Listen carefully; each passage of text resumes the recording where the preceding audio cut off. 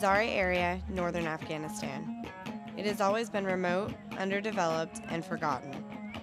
Although it's been through many crises, it has only been in the last 10 years that it has received steady aid, which is focused on the areas where help is most urgently needed. There were many changes made recently, new roads, small water reservoirs, and humanitarian aid.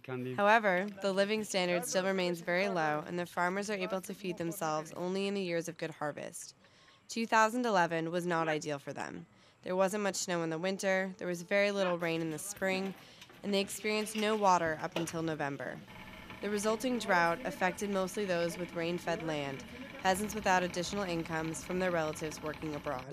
We are falling into debt. I owe 150,000 Afghani now. And what can I do? I have no cows to cultivate land, so I have to borrow from the others to repay my debts.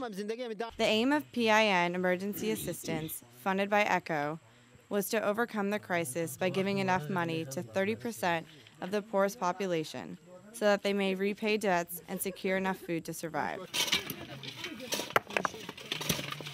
More than 4,700 families have received 12,500 Afghani in cash donations to cover half of their food needs for a span of 6 months. 2/3 of those families received aid through Cash for Work. Woman-headed households had to clean their homes and pass hygienic training in order to receive this aid, while about 700, mostly poor and disabled, received aid unconditionally. Overall, more than €1,002,000 have been spent on the entire project.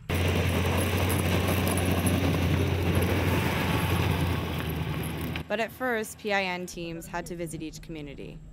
The main problem was not security, because the area was relatively calm. But after the dry year came a harsh winter with a lot of snow, and PIN staff faced difficulties in reaching some of the more remote villages.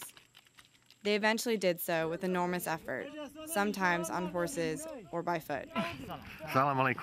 Beneficiaries have been selected in close cooperation with the community. Community members identified the most vulnerable recipients, who were later verified as very at risk by PIN field teams. Focus was given to infrastructure rehabilitation, which would help people to face any upcoming crisis. Water reservoirs, water channels, or roads have been rehabilitated or constructed.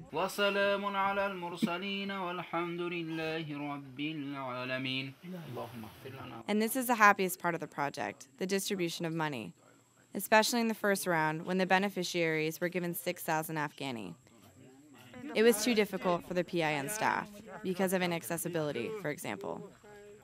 These pictures are from the Dari Kilma village. We had to sell so many livestock because we had no food in our homes. Some people left their houses recently, and without this aid, we also had to do the same. Such humanitarian assistance is an integral part of PIN's efforts to make these communities resilient in the face of recurring droughts in their area.